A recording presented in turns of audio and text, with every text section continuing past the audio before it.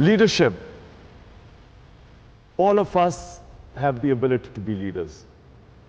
Everyone has the potential to become a leader. What makes a leader? The first and foremost is the vision. Leaders have dreams. And those dreams are beyond the self. There has never been a leader whose dream is concentrated on the self. So my great inspiration is the great Iqbal. Iqbal, in my opinion, was probably the greatest Muslim philosopher in the last 500 years. And he came up with this concept of a leader. He used the symbol of Shaheen, the eagle. And why did the eagle soar above everyone else, which is what makes a leader? Because the Shaheen, the eagle, broke away the chains that keep us grounded. So what stops us from achieving this great God-given potential are the various chains that make us tread the trodden path.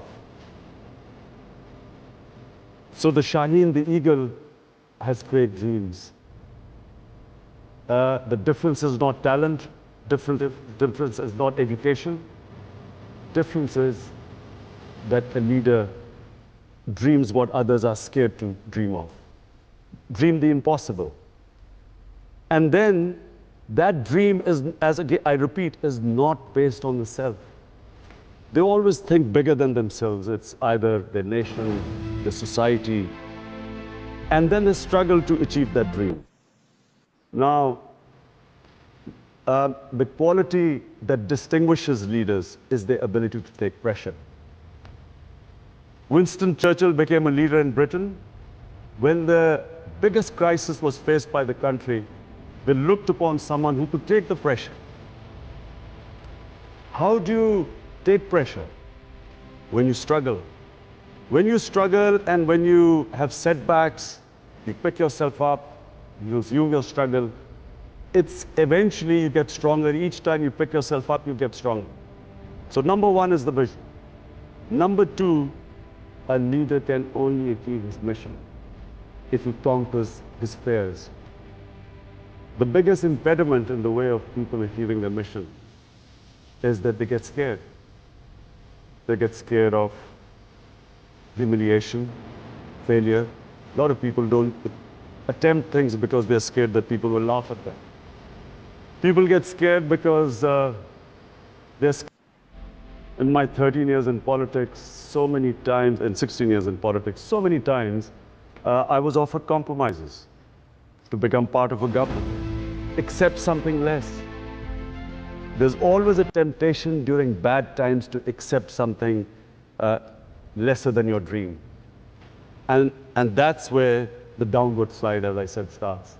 So fear is, you get scared along the way, people will say you can't do it. The moment you accept in your mind that you can't do it, you won't do it. As long as you think, as long as you do not accept defeat, failure cannot defeat you. You only lose when you give up.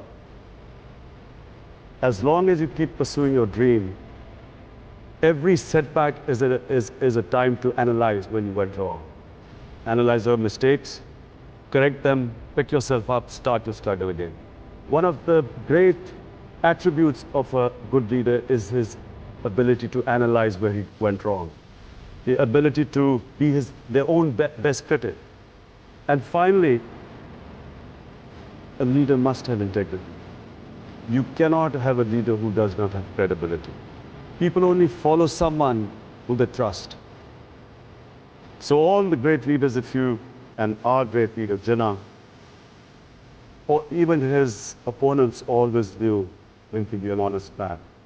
He spoke straight, people trusted him, they knew where they stood with him. Of course, that was also the greatest, our prophet, peace be upon him, was called the honest one, the truthful one, Al-Amin. A leader cannot not be credible. You can't be a leader if you do not have credibility. So credibility is one of the biggest reasons why people follow you.